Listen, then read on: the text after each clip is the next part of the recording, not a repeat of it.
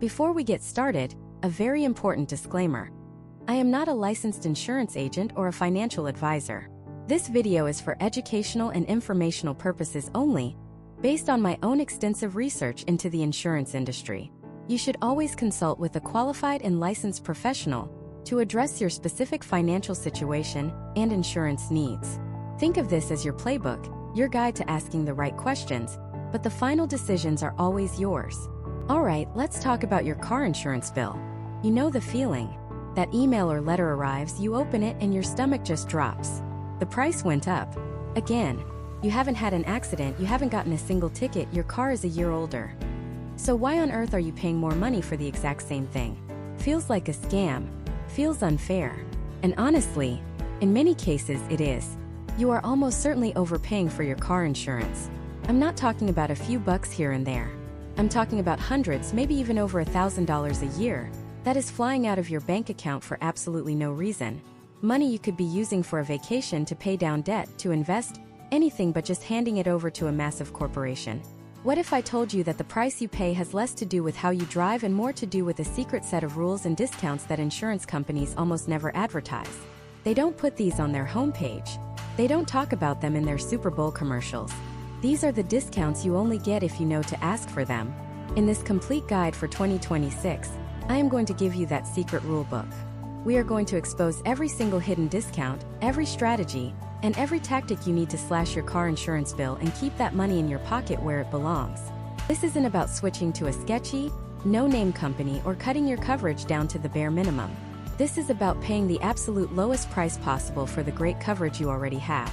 First, we need to destroy the single biggest myth in the entire insurance industry.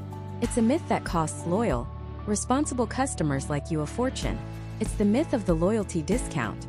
You've been with the same company for 5, maybe 10 years. You think, they have to be giving me their best rate, right? I'm a loyal customer. Wrong. Dead wrong. In the industry, there's a dirty little secret called price optimization. It even has a nickname, the loyalty penalty. Here's how it works. Insurance companies use incredibly sophisticated software to analyze your behavior. They know how often you shop for new quotes. They know if you're the type of person who just clicks auto-renew every 6 months without thinking about it. If their data shows you're unlikely to leave, they don't reward you.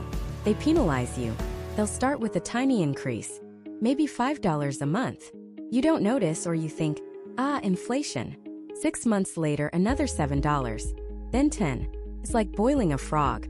The increases are so small and so gradual that you don't feel the burn until years later, when you wake up and realize you're paying 40% more than a new customer would pay for the exact same policy.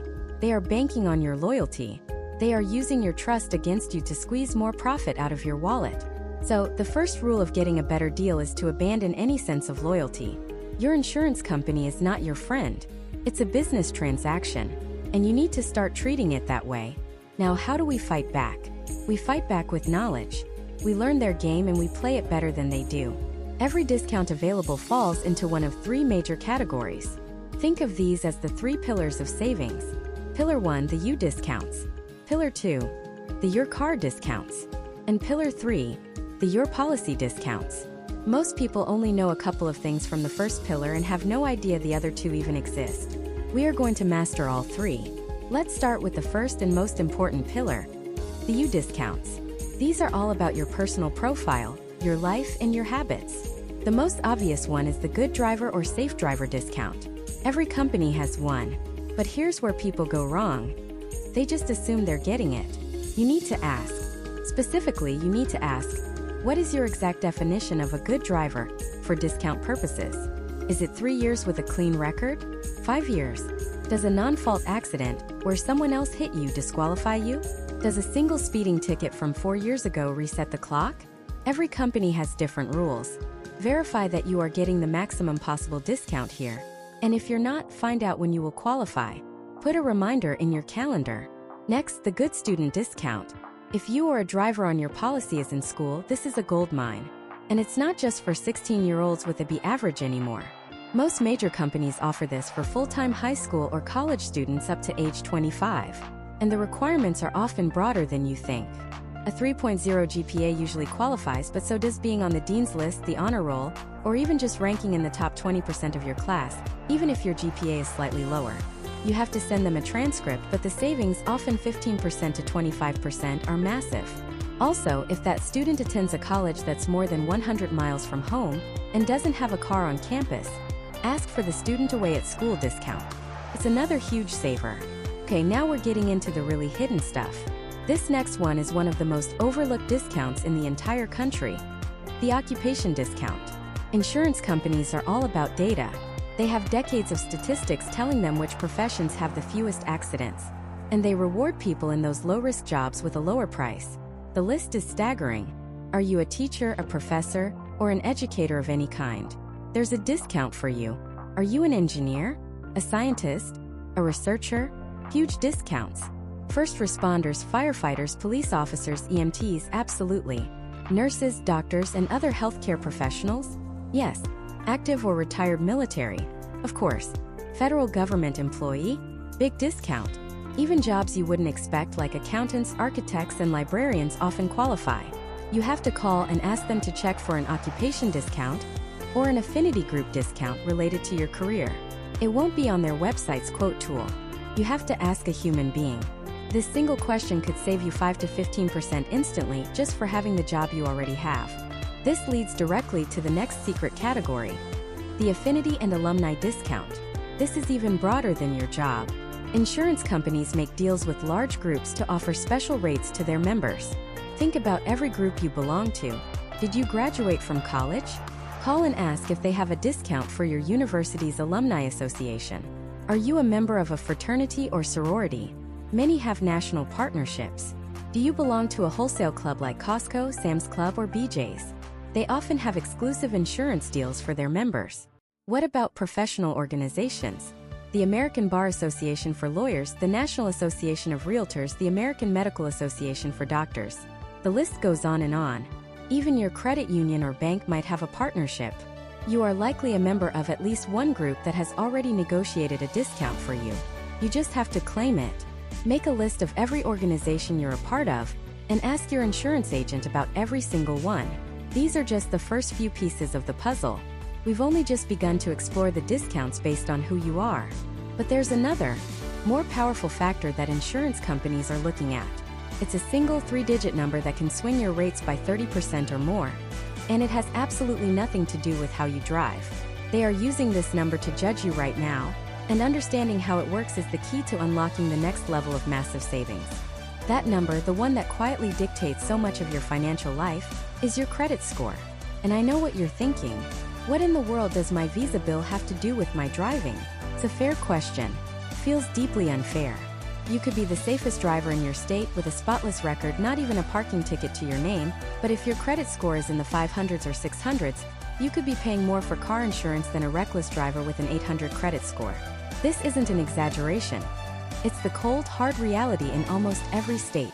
Here's the secret logic insurance companies use, the logic they don't exactly advertise on their commercials. Decades ago, their data scientists, their actuaries started crunching billions of data points. They were looking for patterns, any correlation, no matter how strange, that could predict who was most likely to file a claim. And they found one. A massive one. They discovered a shocking statistical link between a person's credit history and their likelihood of filing an insurance claim. People with lower credit scores as a group statistically file more claims and more expensive claims than people with higher credit scores. Now, this has nothing to do with character. It doesn't mean you're a bad person or a bad driver. The data suggests it might be linked to how people with different financial habits manage risk and maintain their property. Maybe someone under financial stress is more likely to delay a crucial car repair, like replacing worn-out tires, which could lead to an accident. Or maybe they're just more likely to file a small claim that a person with more savings would pay out of pocket. The exact why is debated, but for the insurance company, it doesn't matter. All they care about is the correlation. To them, your credit score is a crystal ball that helps them predict their future costs. And they price your policy based on that prediction. This practice is so controversial that a few states, like California, Hawaii, and Massachusetts, have actually banned or severely restricted insurers from using credit scores to set rates. But for the other 47 states, it's fair game. And they don't just use your regular FICO or Vantage score that you see on your banking app. They use a special modified version called a credit-based insurance score. It's calculated using the information in your credit report, but it's weighted differently.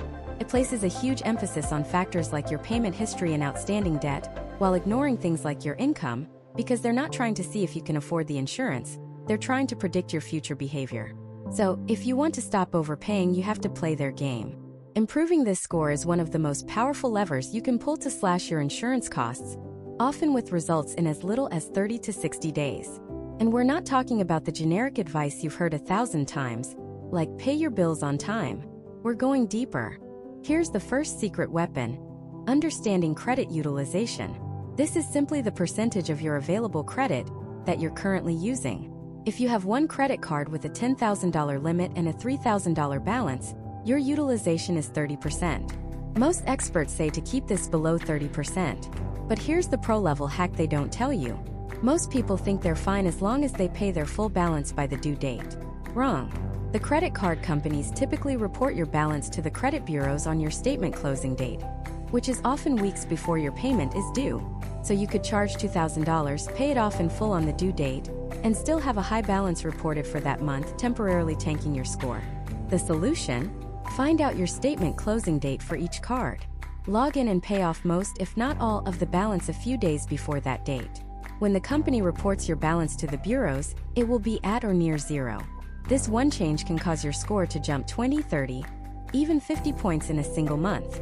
And when your insurance company does its next periodic review, their algorithm sees that jump and recalculates your risk profile. That's a discount. Second secret weapon: the goodwill deletion letter. Let's say you messed up.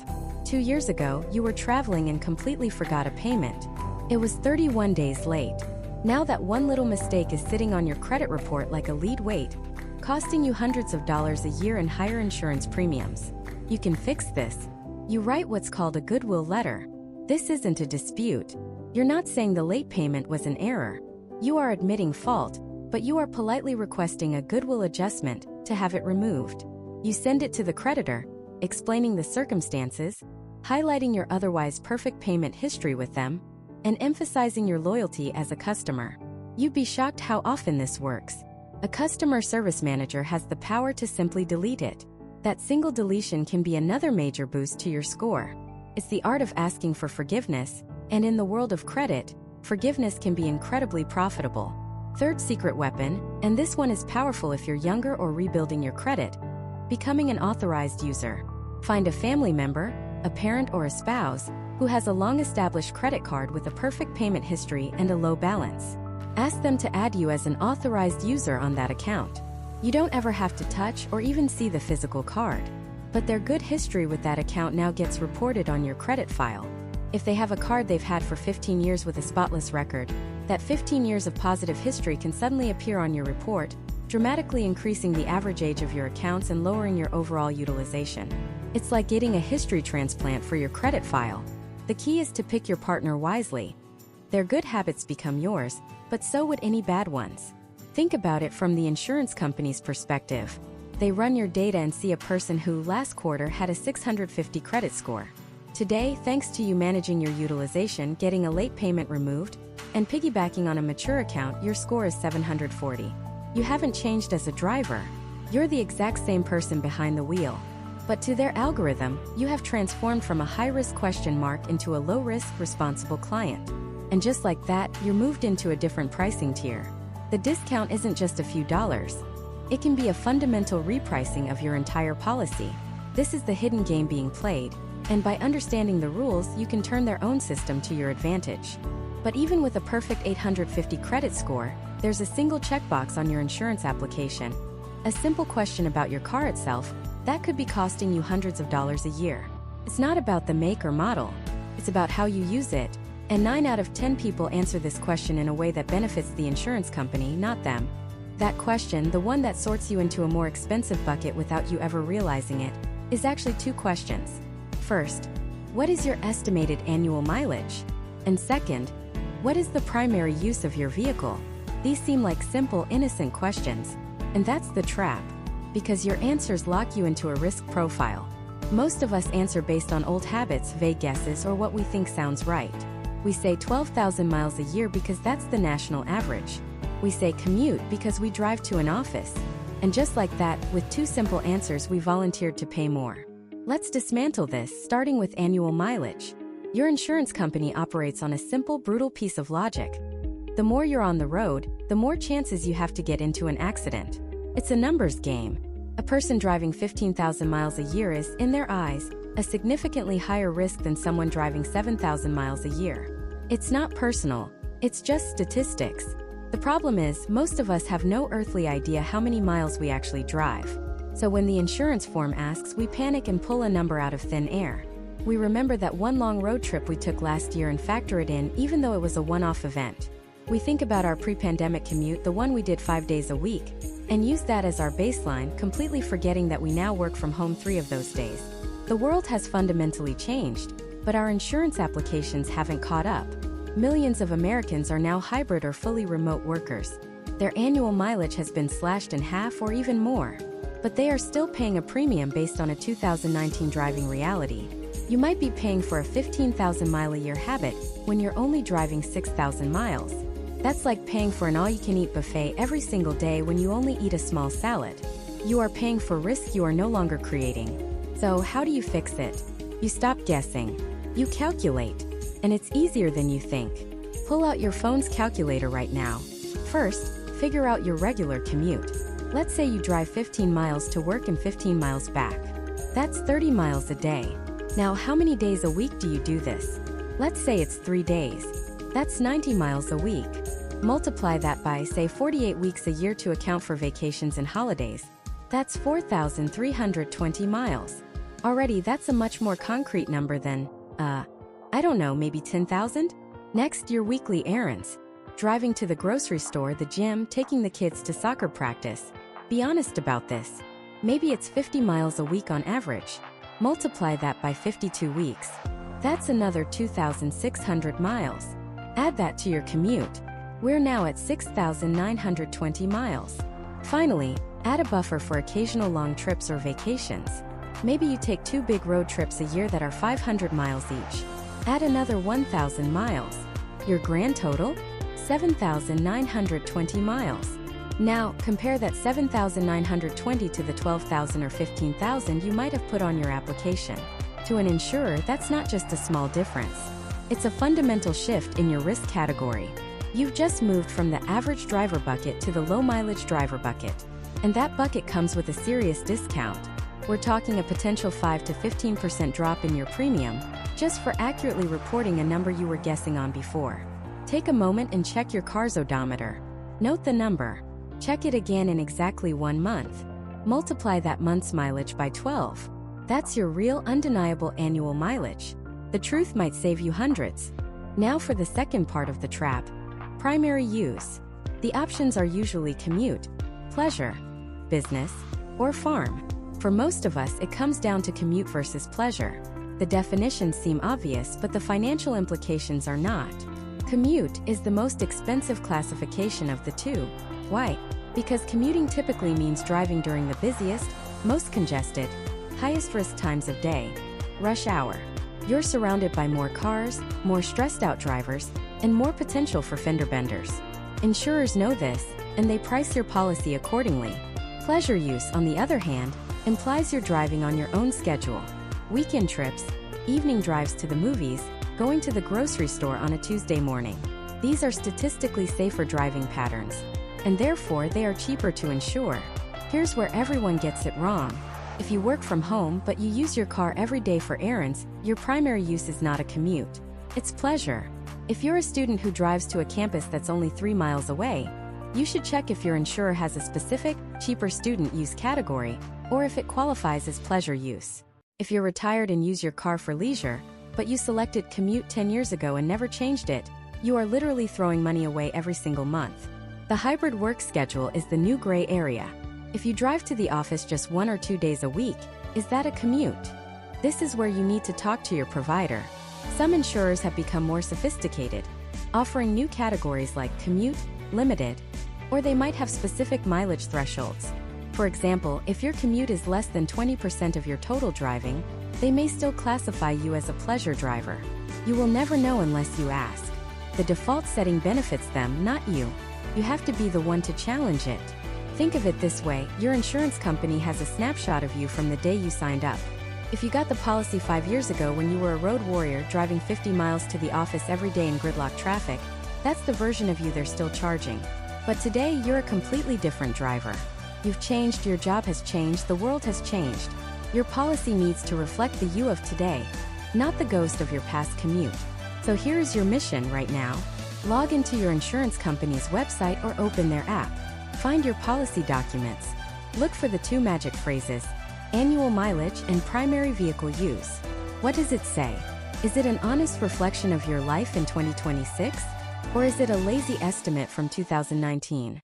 If your listed mileage is 12,000 but you calculated you're only driving 8,000, you need to make a call. If it says commute but you work from home, you need to make a call. This isn't about tricking the system. It's about correcting the record. It's about paying for the risk you actually represent, not the one they've assumed for you. This single act of updating your usage details is one of the most powerful immediate ways to lower your bill. And for those of you who are truly low-mileage drivers, this opens the door to an even bigger category of discounts we're going to cover in depth later. Usage-based insurance and telematics. These are programs where you prove your low mileage and safe driving habits in real time in exchange for massive discounts. But you can't even begin to play that game until you've corrected the basic data on your policy. Fixing your mileage and usage is the foundational step. It's like telling the insurance company, hey, you've got me all wrong. I'm a much safer bet than you think. But this is just the beginning. We've corrected the story about how you drive. Now we need to look at the car itself. Because hidden within the list of your car's features, the ones you see on your policy, there's often another expensive mistake. It's a safety feature you probably bragged about when you bought the car. A piece of technology designed to protect you. But on your insurance policy, it could be secretly branded as a liability. A performance enhancement that's putting you in a higher risk category and costing you a fortune. The system I'm talking about is adaptive cruise control, or more broadly, any part of your car's advanced driver assistance system, or ADAS. Think about it. Words like adaptive, dynamic, performance. To an outdated algorithm, these words don't scream safety. They scream speed. The system sees a flag for a performance-related feature and automatically assumes a higher risk profile. It assumes you're a more aggressive driver, someone who wants the car to do the work while you push it to its limits. But we know that's the exact opposite of what these systems are for. They are designed for collision avoidance. They maintain a safe following distance. They brake for you in an emergency. They are your digital co-pilot, designed to prevent the very accidents your insurance is supposed to cover. So what do? You get on the phone. You don't just ask for a safety discount. You specifically name the systems. You say, my vehicle is equipped with a forward collision warning, an automatic emergency braking system. This is a proven accident reduction technology. I need you to confirm it is correctly classified on my policy, not as a performance upgrade, but as a premier safety feature. You have to be your car's translator. You have to speak the language of risk reduction because their computer might be speaking the outdated language of speed. Do this for every single ADAS feature. Lane keeping assist, blind spot monitoring, rear cross-traffic alert. Each one is a negotiation point, a piece of evidence that you are a lower risk. And this is just the tip of the iceberg. This one misclassification opens up a much bigger, much more profitable conversation about your vehicle itself. Because your car is not just a make and model. It's a collection of hundreds of specific data points, and each one has the potential to either cost you or save you money. The single most powerful tool in this entire process is your car's 17-character vehicle identification number, the VIN. To you, it's just a long string of letters and numbers on your dashboard. To your insurance company, it's your car's DNA. When they give you a quote, they run that VIN through a massive database that instantly populates all of its factory-installed features. It knows the engine size, the trim level, the type of transmission, and, in theory, it knows all of its safety and anti-theft features. But the key phrase there is, in theory. These databases are not perfect. They can be incomplete. They can have errors. A specific submodel's features might not be fully listed. A mid-year manufacturing change might not be in their system yet. The insurer is relying on a data feed that could be missing the one tiny detail that unlocks a 5% discount. They will never tell you this. They will never say, hey, our system is a little fuzzy on whether you have passive or active anti-theft, so we just gave you the lower discount to be safe. It is 100% on you to audit their work. Let me tell you about a guy named Mark from Ohio. Mark drove a 3-year-old Ford Explorer, a great safe family car. He was paying his insurance on time every month, thinking he had a decent rate. One day, he's reading his policy declaration page, something almost nobody does, and he sees a line item for anti-theft device discount. Next to it, it just said standard. But Mark knew his Explorer had more than a standard alarm. It had the factory-installed SecuriLock passive anti-theft system. It has an engine immobilizer. This means without the correctly coded key, the car's engine simply will not start. It's exponentially more effective than a simple horn-blaring alarm. So Mark called his insurance company. He said, "I'm looking at my policy, and you've listed my anti-theft system as standard. My vehicle actually has a factory-installed engine immobilizer." The agent on the other end was quiet for a moment, typed a few things and said, "Oh, you're right. Our VIN code just pulled it as a basic alarm. Let me update that for you." The update took 30 seconds. The result? His monthly premium dropped by $9. $9. It sounds like nothing, right? But that's $108 a year. That's a free tank of gas, a nice dinner out, a streaming subscription for the year. All for a 30-second phone call to correct one single line of data. Now imagine if Mark's car also had daytime running lights that weren't listed. That's another 1 to 3% off. Imagine if the database missed that his model had electronic stability control. That's another discount. What if it didn't register the full count of 8 airbags, and only listed the front 2? That's another discount. These are not massive 50% off your policy discounts. They are the death by 1,000 cuts discounts. $1 here, $3 there. But they add up to hundreds of dollars a year, thousands over the life of your car. Your insurer is not going to do this audit for you. You have to do it. So here's your homework.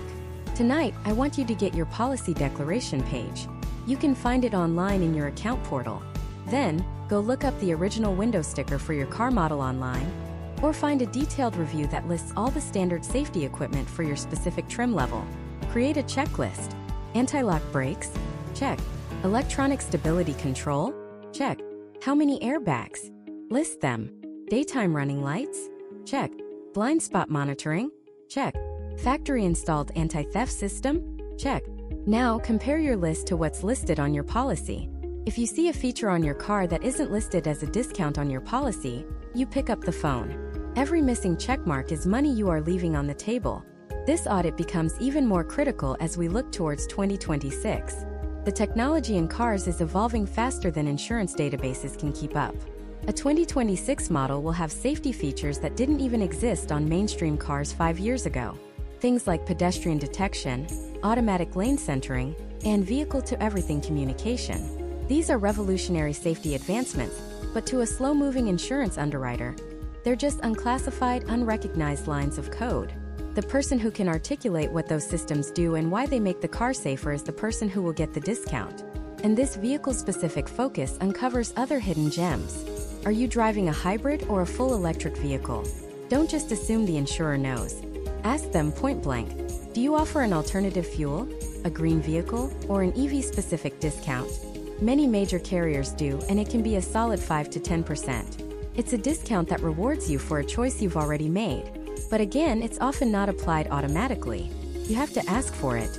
Here's another one most people get wrong: the use classification. If you have a third car in the family, maybe it's a weekend convertible, a classic car, or just an old pickup truck you use for Home Depot runs, how is it classified on your policy? If it's just listed as another standard vehicle, you're paying way too much. You need to call and have it reclassified as a pleasure use or limited use vehicle. This tells the insurer that the car is not used for a daily commute and is on the road far less, significantly reducing its risk. This is a much deeper discount than a standard low-mileage discount, but it requires you to define the vehicle's role in your life. Ultimately, this all comes back to a single powerful truth. The insurance company's data is just a starting point. It's an assumption. Your reality, the actual physical car sitting in your driveway with all its specific features and its specific purpose, is the ground truth. And every time you can find a gap between their assumption and your reality, you find a discount. You have to stop seeing your car as just a 2024 Honda Accord and start seeing it as a bundle of discountable features. The anti-lock brakes, the immobilizer, the stability control, the side curtain airbags. Each one is a bargaining chip. We've just spent all this time optimizing the metal, the glass, and the wiring of your car for savings. But we've ignored the single most important variable in the entire insurance equation, you. And it turns out the way you think, the way you work, and even the grades you got in high school could be hiding the biggest discounts of all.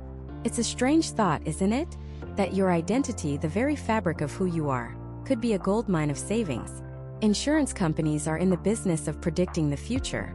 They are professional risk assessors, and they've spent billions of dollars and over a century analyzing data to figure out one simple thing. Who is most likely to cost them money? The answer, it turns out, is written all over your life story. And by understanding what they're looking for, you can turn your personal profile into your most powerful negotiating tool. Let's start with something many of us would rather forget: school. Remember dreading report card day? What if I told you that B+ in history could be saving you hundreds of dollars right now? It's called the Good Student Discount, and it's one of the most common yet underutilized discounts out there.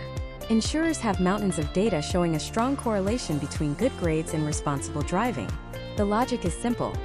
If you're disciplined enough to maintain a high GPA, you're probably more disciplined and cautious behind the wheel. Typically, this applies to full-time high school or college students under the age of 25. The requirements are usually straightforward: maintaining a B average, a 3.0 GPA, or being on the dean's list or honor roll. You can't just tell them you were a good student. You'll need to provide proof, like a recent report card or a college transcript. So dig up those documents. For a young driver who faces the highest premiums on the planet, this discount isn't just a nice little bonus. It can slash your rates by as much as 25%, turning an unaffordable policy into something manageable. And for the parents watching, there's another layer to this. If your child is heading off to college more than 100 miles away and isn't taking the car with them, you need to call your insurer immediately. This is the student away at school discount. The car is sitting in your driveway most of the year, drastically reducing its mileage and risk of an accident. The insurer rewards you for this lowered risk. It's a simple phone call that can save you a significant amount, yet countless parents continue paying the full premium for a car that's barely being used. But the educational discounts don't stop at graduation. Where you went to college can create a lifelong benefit. Hundreds of universities have alumni associations that have negotiated special group rates with major insurance carriers. We're talking big names from state universities to Ivy League schools. Before you even start shopping for quotes, your first stop should be your alumni association's website. Look for a benefits or partnerships section. You might find a dedicated portal that offers a guaranteed discount simply for being a graduate. It's an exclusive club, and your diploma is the membership card. Now let's talk about your career. What you do for a living tells an insurance company a lot about the kind of person you are. Actuaries have identified certain professions that statistically produce safer, more reliable drivers. It's not a judgment. It's a calculated bet. They're betting that the same precision an engineer uses to build a bridge, they also use when changing lanes. They're betting that the calm demeanor a nurse needs in the emergency room translates to less road rage.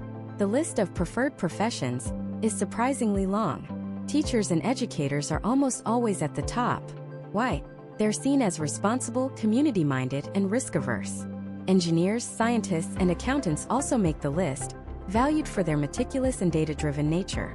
First responders, firefighters, police officers, and EMTs are often given discounts, not just for their service, but because their professions require a high degree of situational awareness and risk management. Pilots, doctors, and lawyers also frequently qualify. The key is, your insurer won't automatically apply this. You have to tell them what you do. When you're getting a quote online and you see that drop-down box for occupation, don't just scroll past it. It could be a 5 to 15% lever on your entire premium. Furthermore, many of these professions have powerful associations, like the National Education Association for Teachers or the American Medical Association for Doctors. These organizations often wield immense group buying power to negotiate their own exclusive insurance deals. So check with your professional organization. They may have a partnership that beats any offer you can find on your own. This brings us to the broader world of affinity groups. This is where you can get really creative. An affinity discount is essentially a group discount for being a member of a specific organization. The most obvious and significant is for members of the armed forces. If you are active duty in the reserves, a veteran, or even a close family member, you are likely eligible for a substantial discount. Companies like USAA and Geico are famous for serving the military community, but nearly every major insurer now offers a military discount as a thank you for your service. It's one of the largest discounts available, so if it applies to you, it should be the very first question you ask. But the list goes on and on. Are you a member of a wholesale club like Costco or Sam's Club? They have auto insurance programs. A credit union? They almost always have a partnership with an insurer that provides special rates to their members. ARP is a powerhouse for drivers over 50. Even fraternities, sororities, and honor societies from your college days can have lasting benefits through group insurance plans. Think about every group you belong to, every membership card in your wallet, every association you pay dues to. Each one is a potential key to a new discount. The insurer's logic is that members of an organized group are generally more stable and responsible. It's a broad assumption, but it's one that can save you real money. Make a list of your affiliations and have it ready every time you shop for insurance. Finally, let's look at the discounts tied to your personal life and financial habits, because these are signals of stability that insurers prize above almost all else. First up, homeownership. If you own a home, you are considered a lower risk. It doesn't matter if you bundle your home and auto insurance, though that's a huge discount we'll cover later. The simple fact of being a homeowner makes you more attractive to an insurer. It suggests stability, responsibility, and a long-term outlook. If you recently went from renting to owning, that's a life change that absolutely must be reported to your insurance company. Your marital status also plays a role. Statistically, married drivers file fewer claims and are involved in fewer accidents than single drivers. It's a simple, data-backed reality for insurers, and it translates directly into lower premiums for married couples. And perhaps the most modern and impactful personal factor is your financial responsibility, which insurers measure using something called an insurance score. This isn't your FICO score, but it's built from similar data in your credit report. A history of paying bills on time and managing debt responsibly tells an insurer that you're reliable. This has become a massive factor in pricing. Improving your credit can have a direct and positive impact on your car insurance rates in most states. But there's an even more direct way to use your financial habits to save. Ask about the paid in full discount. If you can afford to pay your entire 6-month or 1-year premium upfront, you can often get a very healthy discount. The insurance company saves on administrative costs for monthly billing and eliminates the risk of you missing a payment. They pass a portion of those savings on to you. If you can't swing the full amount, ask about setting up automatic payments from your bank account, often called an EFT or electronic funds transfer discount. It's usually smaller, but it's effortless savings. By looking at your education, your career, your group memberships, and your financial habits, you've just uncovered a dozen ways to lower your bill without ever changing your car or your coverage. You've leveraged the story of your life to prove you're a good risk. We've now optimized your car, your policy, and your personal profile. But in 2026, the single biggest opportunity for savings is evolving. It's no longer just about who you are, but about proving in real time how you drive. We're talking about technology that monitors your every turn, your every acceleration, your every hard brake, and offers you a personalized price based on your actual safety on the road. Is it a privacy nightmare? Or the undeniable future of car insurance? We're plugging in and finding out next. This is the promise of telematics, or usage-based insurance. It's a simple, radical idea. Your insurance premium should be based on how you actually drive, not on a demographic profile that lumps you in with thousands of strangers. It's the end of being penalized because you're a certain age or live in a certain zip code. It's a meritocracy on the highway. The safer you are behind the wheel, the more money you save. The concept is so seductive, so logical, that nearly every major insurer, from Progressive with its famous snapshot device to State Farm's Drive Safe and Save app, has poured hundreds of millions of dollars into it. So how does this digital co-pilot actually work? Simpler than you think. You're typically given two options: a small physical device, a dongle, that you plug into your car's OBD2 port. That's the little port under your steering wheel mechanics use for diagnostics. Or more commonly now, you just download an app on your smartphone. Once activated, this little spy begins its work. Using a combination of GPS and your phone's built-in accelerometers, it creates a digital diary of your driving habits.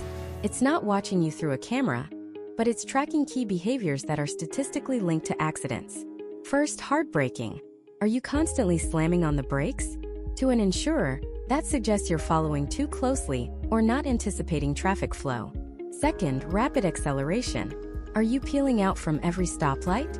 That's seen as aggressive, fuel-wasting, and risky behavior. Third, the time of day you drive. Cruising at 2 p.m. on a sunny Tuesday is statistically far safer than driving at 2 a.m. on a Saturday, when more tired or impaired drivers are on the road. Fourth, total mileage. The less you're on the road, the lower your exposure to risk. And finally, some apps even track phone usage while the car is in motion. Did you pick up your phone at 60 miles per hour? It knows. At the end of a trial period, usually 30 to 90 days, the algorithm crunches all this data and spits out your personalized driving score. A high score can unlock a discount of anywhere from 10 to 40%. Let's make that real. For a driver paying the national average of around $2,000 a year, a 30% discount is $600. That's $600 back in your pocket every single year just for driving the way you already do. Consider the case of a remote worker. Let's call him David. David used to commute 45 minutes each way in rush hour traffic. His premium reflected that high-risk, high-mileage lifestyle. But now he works from home. His car sits in the garage most of the week, only used for occasional errands during off-peak hours. His demographic profile hasn't changed, but his actual risk to the insurance company has plummeted. With telematics, David's insurer sees that he drives less than 5,000 miles a year, almost never at night, and has the smooth acceleration of a Sunday driver. His premium drops by 38%. For David, telematics is a godsend. It's fairness quantified. But for every David, there's a Maria. Maria is an emergency room nurse in a bustling city. She often works the night shift, meaning she's on the road during those high-risk late hours. Her commute is pure stop-and-go chaos. She's an excellent defensive driver, but she has to brake hard when someone cuts her off. She has to accelerate quickly to merge into unforgiving traffic. The app doesn't see the context. It doesn't see the reckless driver she avoided. It just sees data points. Heartbreak, rapid acceleration, late-night driving. Her driving score comes back mediocre, and her discount is a measly 4%. She's a safer driver than David, but the algorithm punishes her for the environment she's forced to navigate.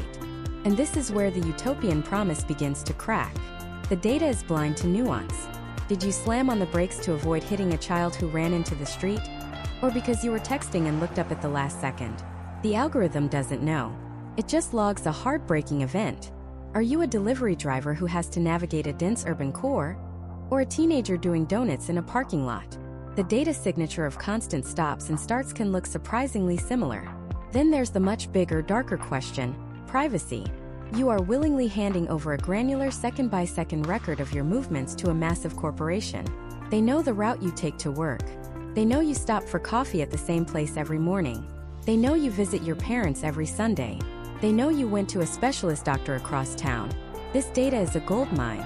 The privacy policies are often dense and vague, but they typically give the insurer broad rights to use, analyze, and sometimes even share your data. Think about the implications. Let's say you're in an accident that isn't your fault. Could the other driver's insurance company subpoena your telematics data and argue that because you were driving 5 miles per hour over the speed limit a quarter mile before the crash, you are partially at fault? It's already happening. This data, which you volunteered for in exchange for a discount, can be weaponized against you in a claim. It creates a permanent, indisputable record that your own insurer holds. And here is the single biggest misconception about these programs, the one piece of fine print that can turn a quest for savings into a costly mistake. Many people assume the score can only help them or do nothing. They think the worst-case scenario is they just don't get a discount. Wrong. With several major insurers, a poor driving score won't just disqualify you from a discount. It can actively raise your premium above what you were paying before. You could sign up hoping to save 20% and end up with a 10% surcharge. The gamble isn't just for a discount. It's on your entire rate. So, as we look toward 2026, where is this all going? The trend is undeniable. Telematics is becoming less of an option and more of the standard. Car manufacturers are now building this technology directly into the vehicle's hardware. New cars from GM, Honda, and Ford are rolling off the assembly line with connected car services that can send your driving data directly to an insurer with your consent. The era of the plug-in dongle or the smartphone app is just a transitional phase. Soon the car itself will be the spy. The question will no longer be, do I sign up for this program? It will be, do I turn this feature off? So what's the verdict? Is usage-based insurance a clever tool or a Trojan horse? The answer is, it depends entirely on you and your lifestyle. You have to be brutally honest with yourself. Are you the ideal candidate? The ideal candidate is a low-mileage driver with a regular, predictable schedule who lives in a suburban or rural area with free-flowing traffic. They rarely drive late at night, and they have a calm, defensive driving style. For this person, telematics is practically free money. However, if you live in a major city like New York or Los Angeles, if you have an irregular work schedule, if your job involves a lot of driving, or if you simply value your privacy and don't want a corporation logging your every move, you should think twice. The potential savings may not be worth the frustration of being penalized for navigating a complex environment, or the chilling long-term implications of your data being used in ways you never intended. Before you click accept and let the watcher in, you need to weigh the cents you might save against the data you will lose. You've decided whether to let your insurer ride shotgun. But what if the biggest discount has nothing to do with your driving at all? What if it's hiding in your job title, your college diploma, or even the clubs you belong to? The secret world of affinity discounts is next, and it could slash your premium without you ever changing a single driving habit. This is where the game changes. We've spent so much time talking about how you drive, what you drive, and how you bundle your policies. But the biggest untapped discounts often have nothing to do with your car or your driving record. They have everything to do with who you are. The groups you belong to, the career you've chosen, the degree hanging on your wall. These are all potential gold mines. Insurers call them affinity discounts, and they are, without a doubt, the most overlooked way to save hundreds of dollars a year. So what exactly is an affinity discount? It's a special rate offered to members of a specific group, organization, or company. The logic behind it is pure statistics. Insurance is a numbers game, a game of predicting risk. And over decades of analyzing data, insurers have found that people in certain professions or groups tend to be, on average, more responsible and file fewer claims. Are you a teacher? They figure you're patient and rule-abiding. An engineer? You're probably meticulous and analytical. A scientist? You likely approach situations with caution and logic. It might sound like stereotyping, but from a data perspective, these correlations are strong enough for them to offer you a better price. They see your profession or your alumni status as a proxy for low-risk behavior. It's a pre-vetted pool of desirable customers, and they're willing to pay you, in the form of a discount, to join their team. Let's break down the three main categories of these powerful discounts. First and most common are occupational discounts. This is based on your job. The list of eligible professions is staggering, and it goes way beyond the obvious. Of course, we have our heroes. Teachers, firefighters, police officers, and other first responders are almost universally eligible for a discount. The same goes for medical professionals like doctors and nurses, but it gets much more granular. Engineers of all types, civil, mechanical, software, are highly favored by insurance carriers. Scientists, researchers, and even university professors often qualify. Are you an accountant or a CPA? Your profession is synonymous with careful risk management, and insurers love that. Even pilots and air traffic controllers, despite being in a high-stakes profession, are often seen as incredibly disciplined and risk-averse, earning them a discount. The key here is to never assume your job doesn't qualify. Don't just look at a drop-down list on a website. Call and ask. Use your specific job title. Don't just say, I work in tech. Say, I am a software development engineer. Don't say, I work for the government. Say, I am a federal employee with the Department of Agriculture. The more specific you are, the more likely you are to trigger a specific discount category in their system. I've seen discounts for librarians, architects, and veterinarians. The list is long, and the only way to know for sure is to ask. When you get a quote, one of your first questions should be, based on my profession as your job title, are there any occupational discounts I'm eligible for? The second major category is your education. This isn't about the good student discount for your teenager. This is about where you went to college. Major universities have massive alumni networks, and these associations often leverage their size to negotiate group benefits for their members, including car insurance. If you graduated from a large state school, think Penn State, Ohio State, University of Texas, or the University of California system, there is a very high probability that your alumni association has a partnership with a major insurance carrier. The same is true for many well-known private universities. But it doesn't stop there. Think about any honor societies you were inducted into. Phi Beta Kappa, Golden Key. These organizations often have their own member benefits. What about Greek life? Many national fraternities and sororities have alumni deals that extend far beyond your college years. The discount might be anywhere from 5 to 15%, which, when you do the math, could be more than your annual Alumni Association dues. You can typically find this information on your Alumni Association's website under a Benefits or Partnerships tab. But again, the most direct way is to ask your insurance agent directly. I'm a graduate of your university. Do you have an alumni discount program for them? The third and broadest category is for memberships in other organizations. This is where you need to put on your detective hat and think about every single group you're a part of. Let's start with the big ones. Are you a member of a wholesale club like Costco, Sam's Club, or BJ's? All of these have partnerships that offer their members access to special group insurance rates. Millions of people have these memberships for bulk groceries, but have no idea they could be saving hundreds on their car insurance. Are you a member of a credit union? Unlike big national banks, credit unions are member-owned, and they are constantly looking for ways to provide value back to their members. Partnering with an insurance company to offer a group discount is one of the most common perks they provide. If you bank with a credit union, especially a large one like Navy Federal, you absolutely need to check this out. For those over 50, ARP is a classic example. Their entire model is built on negotiating group rates for their members, and insurance is one of their flagship offerings. But what about professional organizations? If you're a lawyer, are you part of the American Bar Association? A doctor in the American Medical Association? A realtor in the National Association of Realtors? All of these groups and countless others have insurance partnerships. Even your hobbies can save you money. Are you a member of a car club, like the Sports Car Club of America or a local Corvette club? They might have a deal. Are you a military member or a veteran?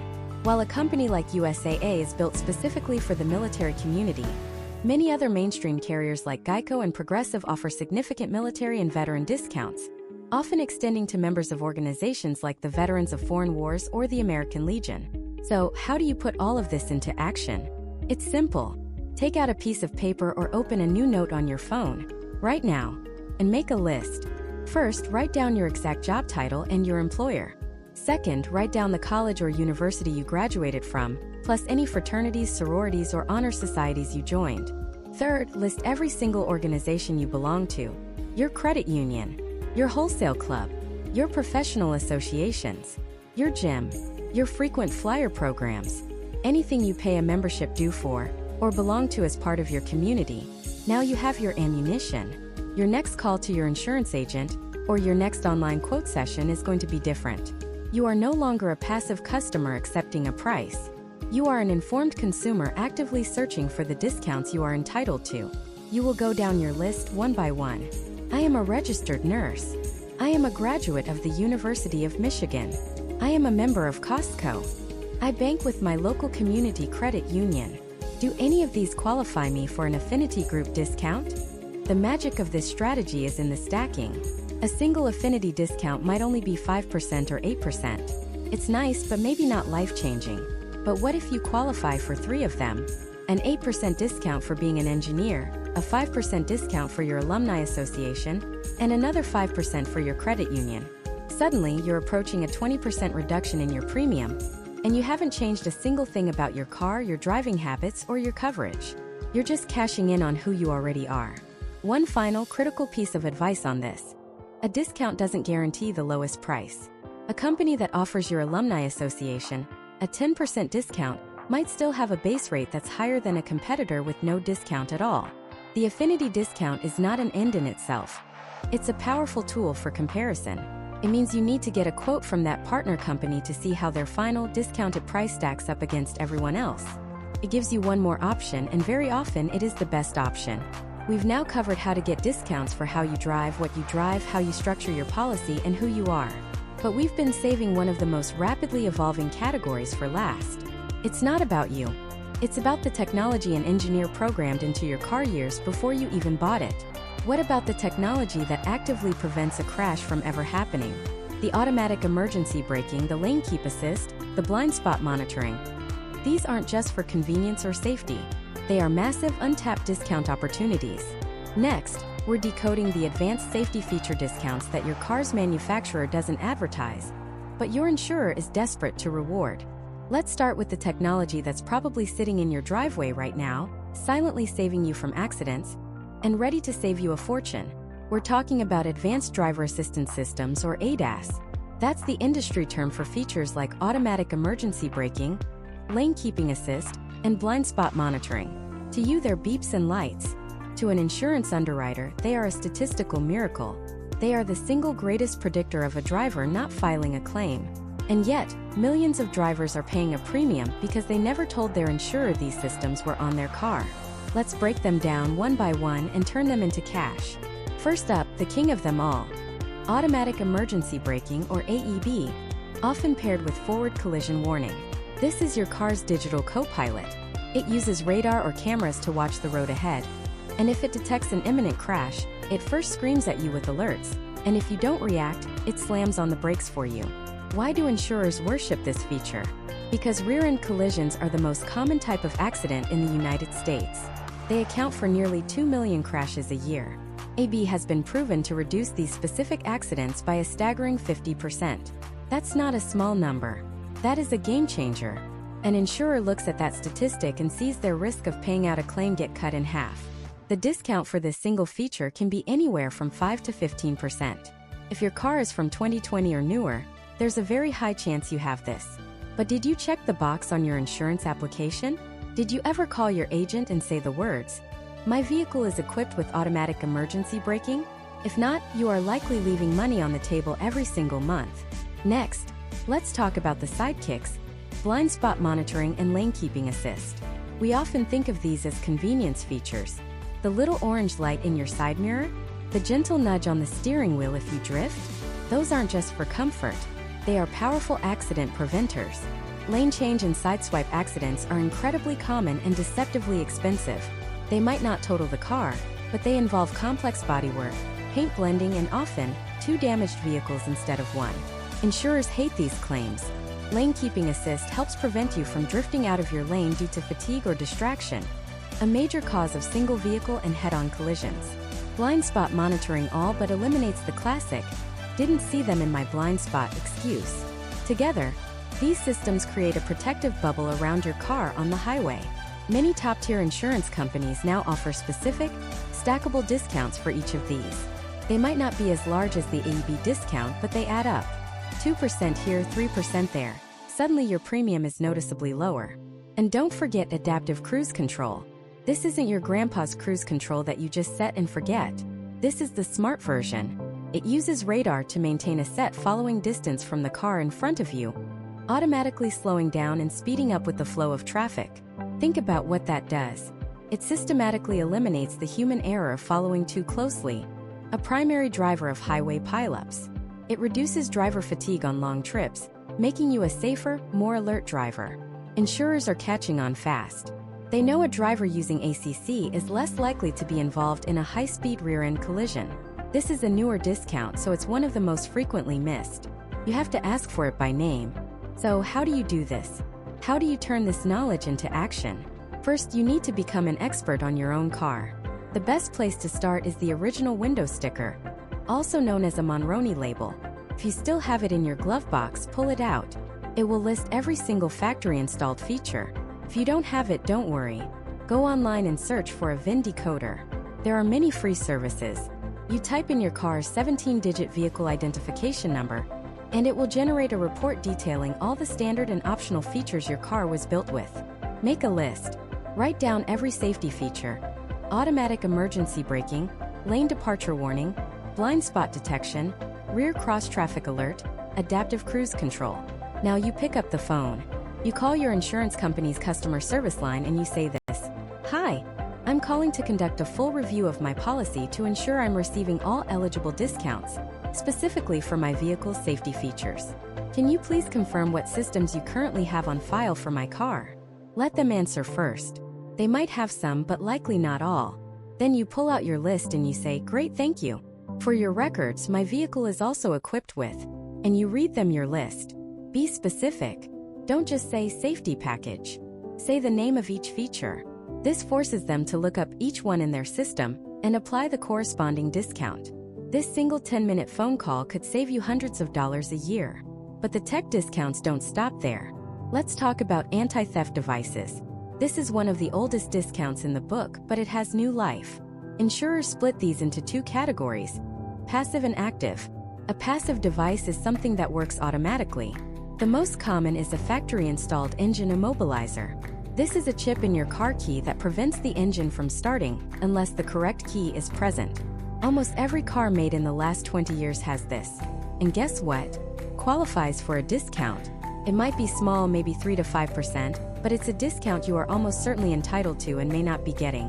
Active devices are things you have to arm yourself, like a car alarm, or a tracking system like LoJack, or a built-in service like OnStar. These can command a much larger discount, sometimes up to 20 or 25%, because if your car is stolen, there's a much higher chance the insurer can recover it, saving them from paying out the full value of the vehicle. If you have any of these systems, you must call and tell your agent. They will never ever know unless you do. Now let's pivot from your car's technology to your personal strategy. This brings us to the most well-known discount in the world: bundling. Everyone knows you can save money by bundling your auto and home insurance. But the world of bundling is so much bigger and so much more lucrative than that. The simple home and auto bundle is just the beginning. Do you have renter's insurance? You can bundle that with your auto policy. The discount on your car insurance is often so large that it makes the renter's policy practically free. It's a no-brainer. What about a life insurance policy? Many of the largest carriers in the country, the ones you see advertised during the Super Bowl, also sell life insurance. Bundling a simple term life policy with your auto and home can unlock a premier tier of discounts that single policy customers never get to see. Think bigger. Do you own a motorcycle, a boat, an RV? Each of these can be bundled. The real secret here isn't just the percentage points you shave off. It's about your status with the insurance company. When you have multiple policies, you transform from a simple customer into a valuable client. You have more leverage. When a rate increase comes, you have a stronger negotiating position. When you need a claim handled, you often get better service. The ultimate bundle is the umbrella policy. This is an extra layer of liability coverage that sits on top of your auto and home policies. Adding an umbrella policy not only provides crucial financial protection, but it also signals to the insurer that you are a responsible, low-risk client, which can unlock the deepest multi-policy discounts they offer. But this brings us to a dangerous paradox: the loyalty trap. Insurance companies love to talk about loyalty. Many offer a loyalty discount or tenured customer discount that increases the longer you stay with them. And that sounds great, right? The problem is, this often masks a sinister practice called price optimization. This is an algorithm insurers use to figure out which customers are least likely to shop around for a new policy. Once they identify you as a sticky customer, they can slowly, incrementally raise your rates year after year, knowing you probably won't leave. The small loyalty discount they give you is a smokescreen to make you feel valued, while they are actually charging you far more than a new customer would pay for the exact same coverage. So what's the move? You have to play both sides. Absolutely call and ask for any and all loyalty discounts you're entitled to. Say the words, "I've been a customer for X years. Do you offer a tenured or loyalty discount?" But never, ever let that loyalty blind you. The biggest mistake you can make is assuming your renewal rate is a fair price. It's just a starting offer. The true power doesn't come from being loyal. It comes from being willing to be disloyal. It comes from understanding that your greatest leverage isn't the history you have with your company, but the offers you can get from their competitors. But what if the biggest discount of all isn't from loyalty, but from the threat of betrayal? What if the secret to saving hundreds lies in a simple phone call you make every 12 months? Next, we're exposing the truth about price optimization and how to use the new customer weapon to slash your premium, even with your current provider. It's one of the most counterintuitive and frankly infuriating secrets in the entire insurance industry. It's a practice called price optimization, but a more honest name for it would be a loyalty tax. Insurance companies invest billions in sophisticated data analysis, not just to assess your driving risk, but to assess you. They build a profile that predicts how likely you are to shop around for a better deal. Are you the type of person who just sets their bill to autopay and forgets about it for years? Do you dread making phone calls and negotiating? If their algorithm flags you as a sticky customer, someone unlikely to leave, they can and often will slowly inch your rates up year after year, renewal after renewal. This increase often has nothing to do with your driving record. You could have 0 accidents, 0 tickets, and still see your premium creep up by 3, 5, or even 8%. It's a tiny enough amount that you might not notice it, or you might just chalk it up to inflation. But over 5 or 10 years, this loyalty tax can cost you thousands of dollars. They are banking on your inertia. They are profiting from your loyalty. And the most maddening part? A brand new customer with the exact same car, the same driving record, and the same coverage living right down the street could be paying hundreds of dollars less than you, simply because they are a new acquisition. But this is where we turn their own strategy against them. The most powerful weapon in your negotiation arsenal is the new customer status. And you don't even have to switch companies to use it. You just have to be willing to make one phone call at every renewal period. This single habit can save you more money, more consistently, than almost any other tip. Here is the exact step-by-step playbook for what we'll call the annual rate reset. First, the preparation phase. This is critical. You cannot go into this call empty-handed. About 2 to 3 weeks before your policy is set to renew, you need to get a competing quote. Go to a major competitor's website, one of the big names you see advertised everywhere, and get a full apples-to-apples quote for the exact same coverage you currently have. Print it out or save a screenshot. This is your leverage. This is your proof that a better deal exists. Without it, you're just asking for a discount. With it, you're presenting a business decision. Second, the call itself. When you dial your insurance company's number, you will likely get a frontline customer service representative. They are nice, but they usually don't have the authority to make significant changes to your premium. Your goal is to get to the right department. The magic words are retention or cancellation. You can say something as simple as, "I'm calling about my upcoming renewal, and I'm considering canceling my policy. Could you please connect me with someone in your retention department?" This immediately signals that this isn't a routine call. You'll be transferred to an agent whose entire job is to keep you as a customer. These are the people with the power. Third, and this is the most important part, the script. You want to be polite but firm. You are not angry, you are a savvy consumer. Start by establishing your value. Say, "Hi, my name is," your name, "and my policy number is," your policy number. "I've been a loyal customer with you for a number of years, and I've always been happy with the service." This reminds them that you are a long-term, valuable asset, not a problem customer. Then state the issue clearly.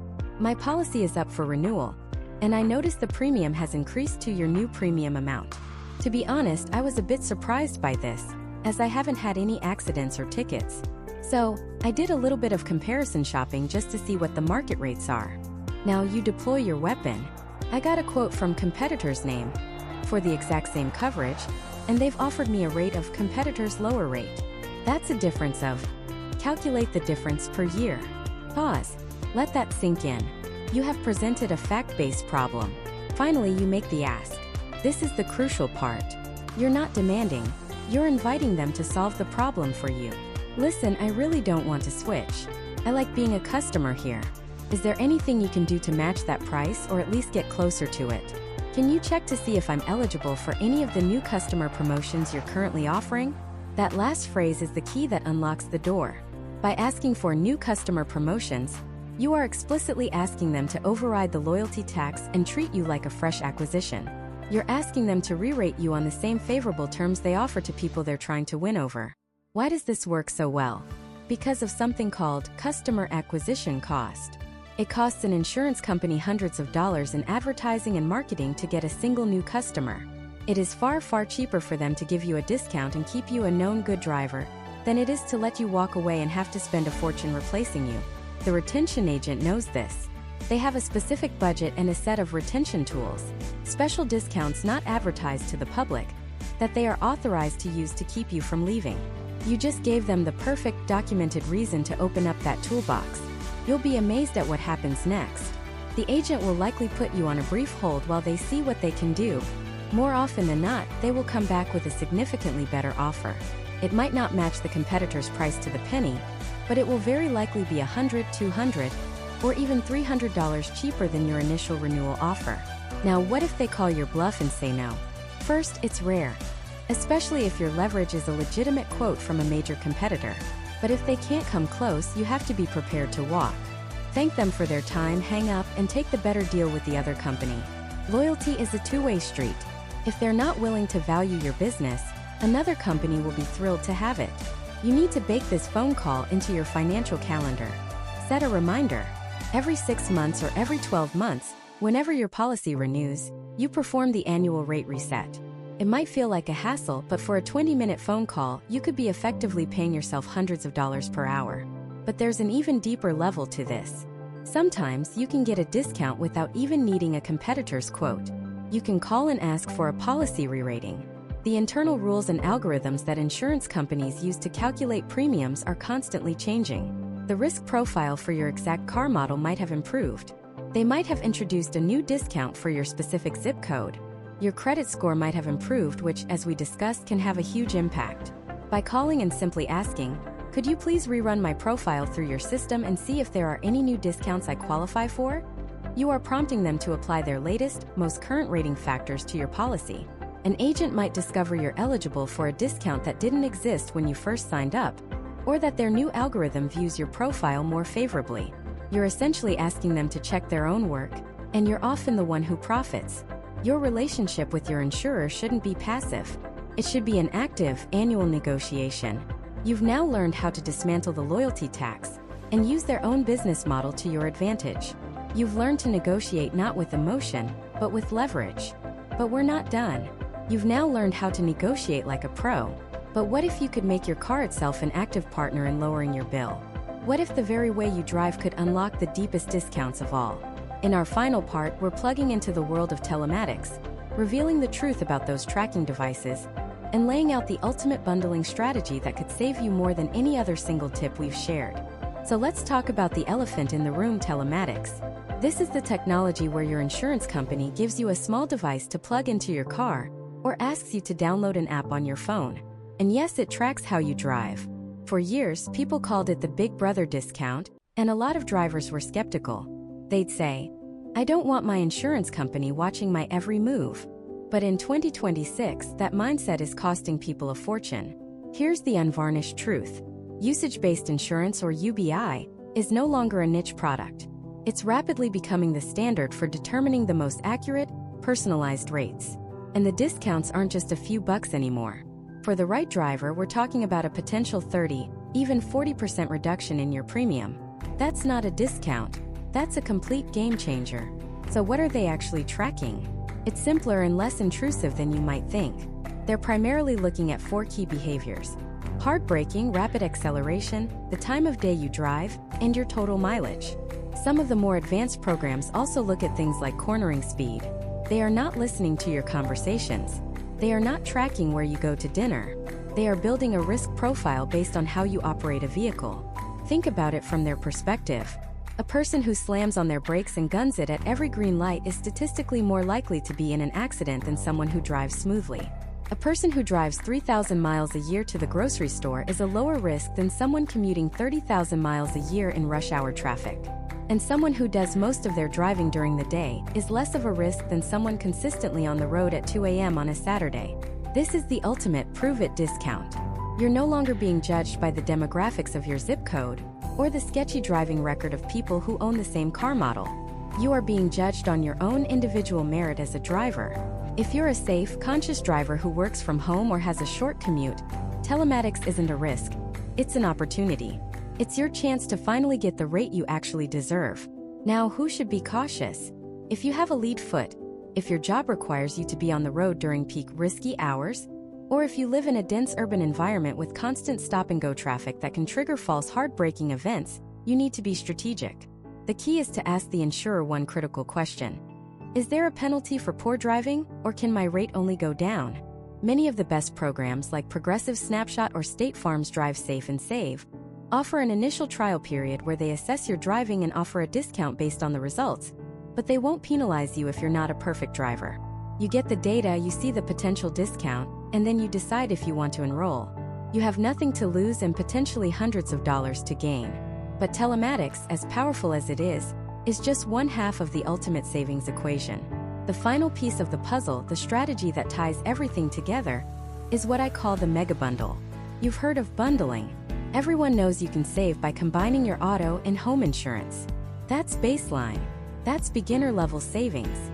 The Mega Bundle is about taking that concept to its absolute limit. We're not just talking about home and auto. We are talking about auto, home, life insurance and umbrella policy, and maybe even your motorcycle, boat or RV insurance. All of it, with one carrier. I know what some of you are thinking, but the experts always say to shop around for each policy separately to get the best rate. And for years that was often true. But the insurance landscape of 2026 is different. The multi-line discounts have become so aggressive, so substantial, that they often create a gravitational pull that is mathematically impossible for a collection of single policies to beat. Let me paint a picture for you. Meet Alex. Alex is a smart consumer. He shopped around. He has his car insurance with one company for $1,500 a year. His homeowner's insurance is with another because they were cheapest at $1,200 a year. And he has a basic term life insurance policy with a third company for $400 a year. His total annual cost is $3,100. He feels pretty good about it. Then, Alex calls a single A-rated carrier and asks for a mega bundle quote. The agent comes back with the numbers. The car insurance is $1,450. Okay, a little cheaper but not by much. But then comes the homeowner's policy. Because it's bundled, it drops from $1,200 down to $900. And the life insurance? With the multi-policy discount, it's now $300. His new total is $2,650. That's a $450 a year savings, not from finding a cheaper policy, but from leveraging his existing business. But it gets better. The agent says, you know, for the amount of assets you have, you should really have a $1 million personal umbrella policy for liability protection. Alex always thought that would be expensive. But because he's bundling everything, that umbrella policy, which might have cost $300 on its own, is only an additional $150. So now, for a total of $2,800 a year, Alex has the exact same coverage plus $1 million in extra liability protection, and he's still saving $300 a year compared to his old, unbundled setup. This is the power of strategic bundling. It's not about blind loyalty. It's about making yourself the most valuable possible customer to a single company, and then reaping the rewards. The savings on one policy fuel the savings on another, creating a cascade of discounts. Plus, you get the incredible simplicity of one bill, one agent, and in the case of a major disaster like a storm that damages both your house and your car, you're dealing with one single company and one single deductible. So here we are at the end of this journey. We started by building a foundation, understanding how your credit score and your zip code set the stage. We moved on to your vehicle itself, decoding how safety ratings and repair costs dictate your premium. We uncovered the hidden world of affinity groups, professional associations, and alumni networks. We armed you with the exact questions to ask your agent about defensive driving, anti-theft devices, and low-mileage programs. And just now, we unlocked the two most powerful strategies of all: using telematics to prove you're a safe driver, and using the Mega Bundle to become a carrier's most valued client. The secret to saving thousands on car insurance isn't finding one magic bullet. It's the relentless stacking of small advantages. It's the 5% discount for paperless billing, plus the 10% for being a good student, plus the 8% for your alumni association, plus the 15% for bundling, plus the 25% for a clean telematics report. Individually, they seem small, but together, they create an avalanche of savings that your neighbors are missing out on. You are now more informed than 99% of the drivers on the road. The power is no longer just in the hands of the insurance companies. It's in your hands. You have the checklist. You have the knowledge. You have the script. So here is your mission should you choose to accept it. I want you to pick just one strategy from this entire series, the one that resonated with you the most. Maybe it's finally getting a quote that includes your college alumni discount. Maybe it's calling your agent to enroll in a telematics trial program.